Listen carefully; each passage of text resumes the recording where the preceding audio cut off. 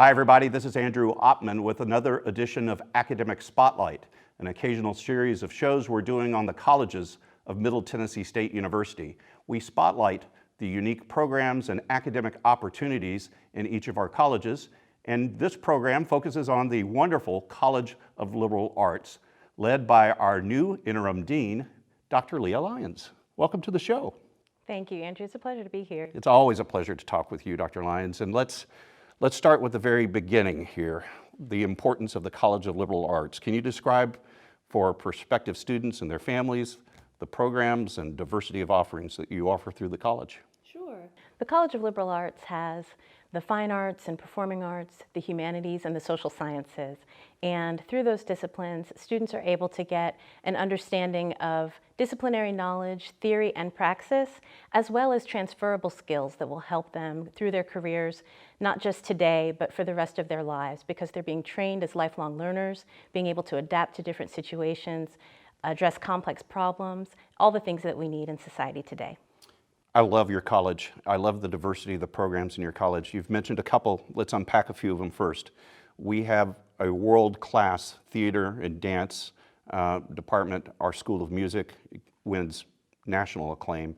Our music industry programs that are really focused on people getting jobs, not only in front of the microphone, but behind the microphone. So many different ways to express yourself and learn the business of expressing yourself. Talk a little bit about that point of pride for you. I know that's one of the flagship carriers of the College of Liberal Arts. Absolutely. Our fine and performing arts departments are second to none.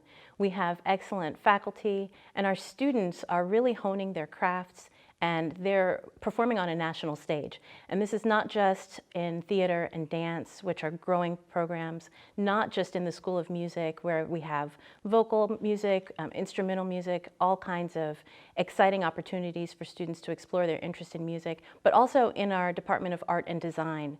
We have graphic design, we have other skills programs where our students are really able to hone a craft and to be able to present their art on national stages. The Department of Art and Design, the School of Music, Theater and Dance, they're united under a brand that we call MTSU Arts. And what I love about that program is that we're putting a public focus on many of the outreach that they do. The Art and Design has the Todd Art Gallery in Todd Hall, which is a beautiful facility, and it's always changing and always interesting. Tucker Theater, under Theater and Dance, Wright Hall, School of Music. You've got really state-of-the-art facilities that you're putting your students in. Absolutely. The facilities are excellent. The studios that are in our Department of Art and Design are graphic design studios with state-of-the-art computer and software tools for our students. Everything is there to support them. Our theaters, our performance halls, excellent spaces for creative activity to really showcase the talents that our students have. And it's just wonderful to hear those performances. I think we have in a typical year, and this fall we'll be focusing on a more typical return to normal here on the campus of Middle Tennessee State University. So many programs and activities in MTSU Arts. So let's pivot a little bit and talk about some of those great programs in Peck Hall. You know, everybody that comes to MTSU is going to get introduced to Peck Hall, of course, because so much of what I need to take as a university student comes out of the College of Liberal Arts, and that means I'll be having some of those core courses in Peck Hall and other things. Can you talk about those programs? Sure. Our general education curriculum serves virtually every student on campus. So even students who don't have majors within the College of Liberal Arts have access to the foundational training and skills building that come out of the courses in our history program, our English program, political science and international relations, global studies and human geography. Those are some of the programs that are housed within Peck Hall. And so our students get access to the foundational training that they need to build on their educational future. And so that comes from the liberal arts departments, especially through our general education program that reaches virtually every student. It does, it does. And for those maybe not familiar with Peck Hall, it is a very well designed these days, because the College of Liberal Arts put up some navigational skills on that, but there's a lot of programs and it's easy to get lost, but also now get found in that building too, thanks to all your good branding being there. Absolutely. As an alumna of the university and an English major, I had a double major of English and foreign languages and French. I spent a lot of time in Peck Hall. I spent a lot of time walking that square endlessly trying to find classrooms. But now, as you said, there's some signage there that indicates the wonderful skills that come through the liberal arts, and the color coding makes it really easy to navigate the building now. And so our really students cool. are in a good place. And you mentioned that square, the middle spot of Peck Hall, has been transformed by the college into this wonderful public space.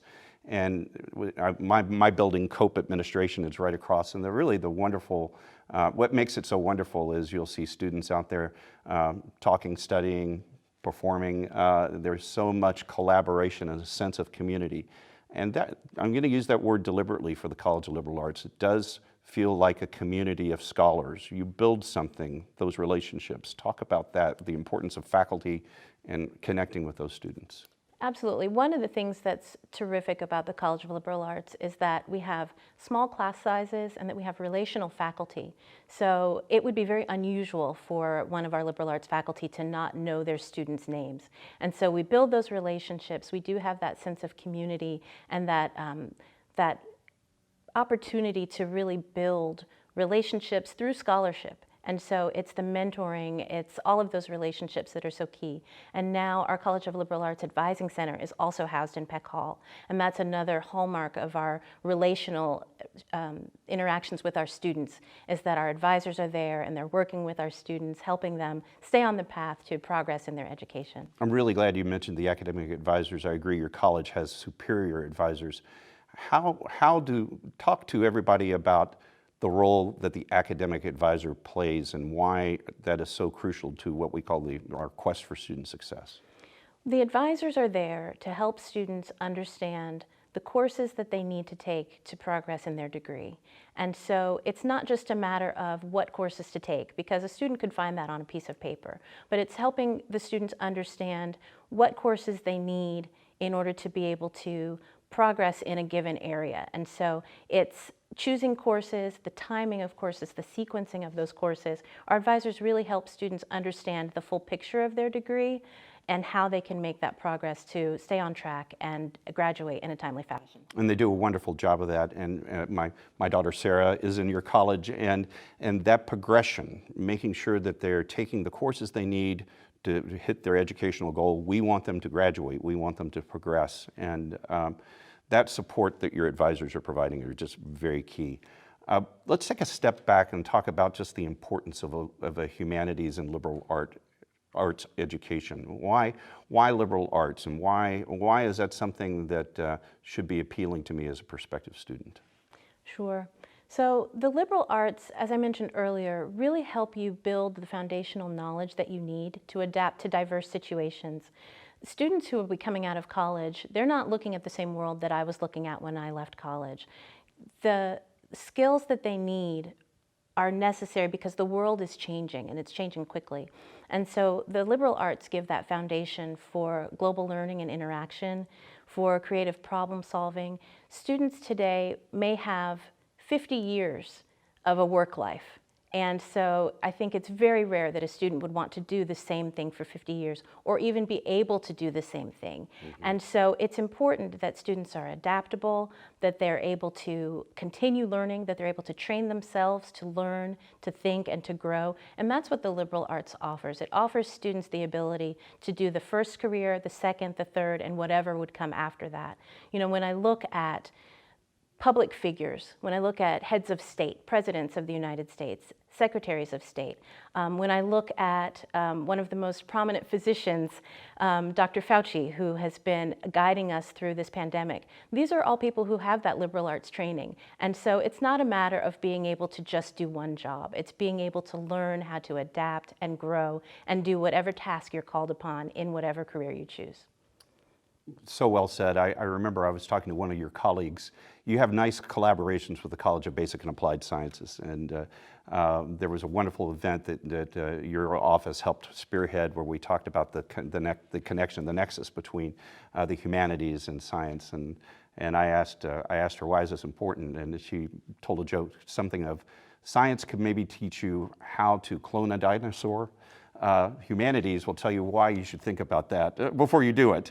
I mean, that pause of reflection and preparation for a career that doesn't exist yet. You are really building people's lives for the things that have not been developed yet, right? So allow me to think through those things. That's right. When I think about our philosophy department, for example, they're training in ethics. When I think about our communication studies program and training in rhetoric, all of these things are needed to really evaluate what we're doing and why. And so one of the things that is important to ask is why. When we have a decision that we're making, when we are looking at a problem, we need to ask the question why, and we need to ask why not in determining the best course of action for proceeding. And liberal arts really trains you in that way to be able to ask the key questions that you need to make the decisions that you'll face in the future. And it's people who are at the heart of it all. It's how it affects people that really matters, and the liberal arts helps you to understand the human condition and the different impacts on society. And so that's key in any profession that you would choose. You mentioned religious studies. I know that's been a pride point, women's studies and gender studies, another pride point. You've got so many thoughtful, great, smart people engaging in courses that have great topical interest. That's got to give you a sense of pride, right? That you're as dean overseeing such a diverse collection of thinkers and activities that serve the students so well. Our faculty is really second to none. We have scholars who are caring and compassionate, thoughtful people, but who are brilliant people. When I think about their accomplishments and I have conversation with them, their humility always stands out, and you think, how am I talking to someone who has published on such interesting material, who's lectured, who has given presentations on such important information, but they're here talking in a way that relates to students, in a way that relates comfortably to others. I think it's just fantastic. You really can't talk about liberal arts without talking about your study abroad opportunities, those great programs that you do. I know you have a signature program where we take scholars to Israel, but there are so many other opportunities. Can you talk a little bit about why that's important? Well, we do have a lot of faculty-led programs, and study abroad is the opportunity for students to experience something new, to broaden their horizons, to expand their worldview, and to allow them even more tools to solve problems. So what it does is it gives them access to different types of people. It helps them work in groups. It gives them all the things that the liberal arts gives them in a different venue. And so we have so many students in the liberal arts who do take advantage of the opportunity to study abroad, as well as our other co-curricular offerings. We have internship opportunities and other things for students to engage in to give them that real-world experience that they need before they graduate. That's fantastic. I'm going to give you the last word. Give us the elevator pitch of why the College of Liberal Arts. Tell me your greatest 3-minute pitch. Why I should enroll. 3 minutes to talk about the College of Liberal Arts doesn't seem like enough, but I'll try to sum it up. I'll try to sum it up in this way. The College of Liberal Arts gives you all the tools that you need for success in your life.